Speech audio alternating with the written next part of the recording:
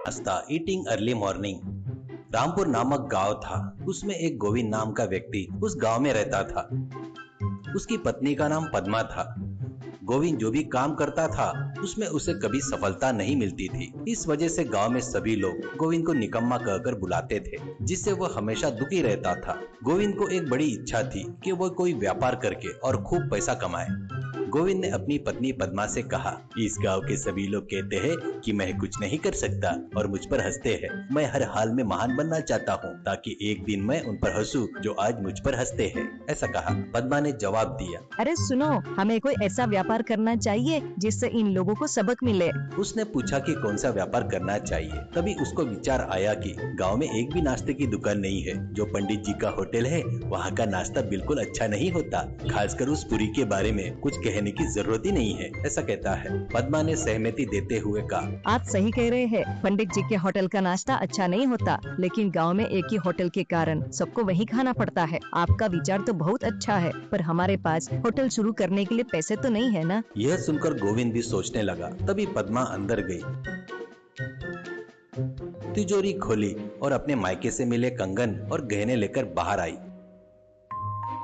उसने गोविंद को देते हुए कहा, ये लीजिए, इन्हें बेचकर आप होटल शुरू कीजिए। अगर ये भी काफी न हो तो घर को गिरवी रखकर एक अच्छा होटल खोलिए। ऐसा कहती है।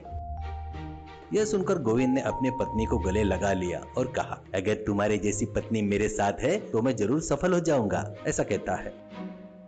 अगले दिन बिना देर किए गोविंद ने सड़क पर एक झोपड़ी जैसा होटल शुरू कर दिया। उसने उस पर गोविंद ढाबा स्टाइल होटल का बोर्ड लगाया।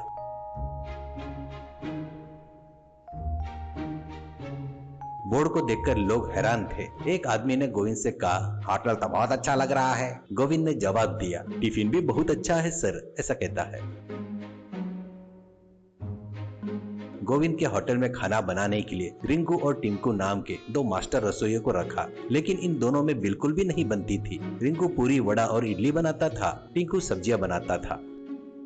रिंकू हमेशा कोशिश करता था टिंकू बनाई हुई करी अच्छी ना बने, और टिंकू हमेशा कोशिश करता था कि रिंकू बनाए पूरी, वड़ा और इडली अच्छी ना बने। दोनों एक दूसरे को नीचा दिखाना और खुद को बेहतर साबित करने की कोशिश में लगे रहते थे।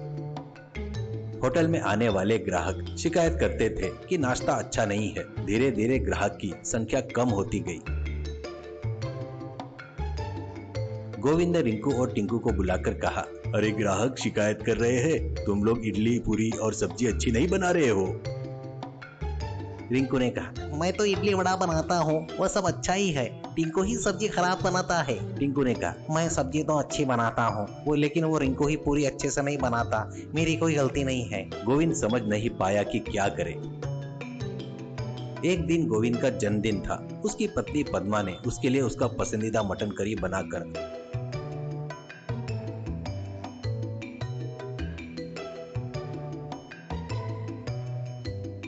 होटल में लेकर आई। होटल में कम ग्राहक थे और रिंकू टिंकू एक दूसरे की शिकायत कर रहे थे।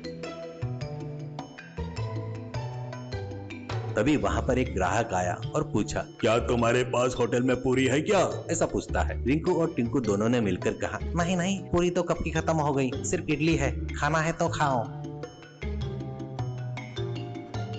वह ग्राहक जाने लगा। तभी पद्मा ने उसे रोककर कहा, सर बैठिए, आपको पूरी चाहिए ना, मैं देती हूँ। ऐसा कहकर पद्मा अंदर गई। देखा कि सुबह की बनी हुई पूरी चूल्हे के पास पड़ी है। उसने वही पूरी ग्राहक को लाकर परोस दिया। ग्राहक ने थोड़ी सी पूरी का टुकड़ा खाया और कहा, अरे वाह, यह पूरी तो बहुत अच्छी है। इसे कहाँ बनाया गया? यह बहुत बढ़िया है। और आगे कहा, इस पूरी के साथ मटन करी होती तो और भी मजा आता। ऐसा कहा। पद्मा ने तुरंत जवाब दिया, सर मटन करी भी है, क्या मैं परोसूं? ऐसा कहा। ग्राहक ने हाँ कहा और ग्राहक ने मटन करी के साथ पूरी खाई और खूब तारीफ की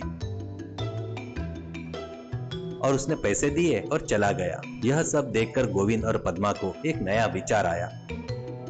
उन्होंने तुरंत रिंकू और टिंकू को बुलाया और कहा, तुम्हारी अब यहाँ कोई जरूरत नहीं है, तुम जा सकते हो।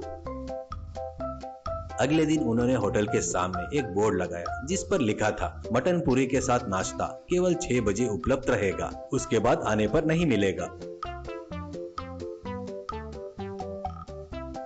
यह देखकर गांव के लोग हैरान हो गए। ये क्या, सुबह 6 बजे मटन करी पूरी का नाश्ता? लोग एक एक करके आने लगे और नाश्ता करने लगे। सभी लोग इसकी खूब तारीफ की। इस तरह गोविंद का सुबह का नाश्ता पूरे गांव में बहुत मशहूर हो गया। गोविंद और पद्मा को अच्छी शोहरत मिली, उन्होंने खूब पैसा कमाया और वो सफल बन गए। अब उस गांव के लोग जो गोविंद को पहले ताने मारते थे, हाँ जल्दी उसकी करो, तारीफ मुझे पता करने है कि आप लोग नहीं करते हो, वीडियो देखते हो लेकिन सब्सक्राइब नहीं करते। ये लाल कलर का बटन नहीं से दबाओ, जल्दी दबाओ, जल्दी।